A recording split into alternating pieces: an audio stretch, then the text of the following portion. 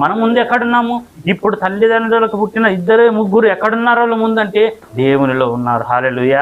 యేసుక్రీస్తు ప్రభులో ఉన్నారన్నమాట. యేసుక్రీస్తు ప్రభులో భూమి పునాది వేయబడక మునిపే దేవుడు మనని ఏం చేసి ఉంటున్నాడంట? ఎన్నుకొని ఉన్నాడంట. ఎందుకని ఎన్నుకొన్నాడు?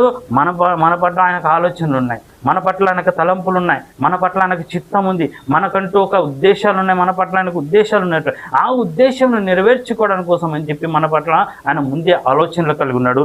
ఆ ఆలోచన ప్రకారం ఏం చేస్తుంటున్నాడంటే ఆయన మనల్ని పుట్టించుంటున్నాడు అనమాట. అనేక మంది అనుకుంటా ఉంటారు, ఏమనుకుంటుంటారంటే ఎందుకింత వ్యర్థంగా ఉంది, నా బ్రతికి ఎందుకింత వ్యర్థంగా ఉంది, అసలు నన్ను ఎవరు ప్రేమించడం లేదే, అసలు నేను ఎవరికి లాభకరంగా లేనే, అసలు నేను ఎవరికి లాభకరంగా లేనే, అసలు నేను ఎవరికి పనికి రావడం లేదే, అసలు నన్ను ఎవరు కూడా ప్రేమించట్లేదే, అసలు నాతో ఎవరు కూడా ప్రేమతో మాట్లాడలేకపోతున్నారు అని చెప్పి అనేక మంది బాధపడతా ఉంటారని.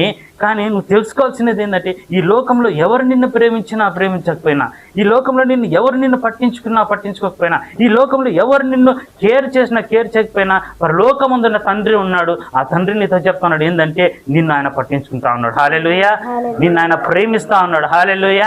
నీకోసం ఆయన రక్తం కార్చింటున్నాడు. హల్లెలూయా. నీకోసం ఆయన కొరడాదెబ్బలు తిన్నాడు. హల్లెలూయా. నీకోసం ఆయన మరణించి శిలువలో 3వ దినం తిరిగి లేచింటున్నాడు. హల్లెలూయా. హల్లెలూయా.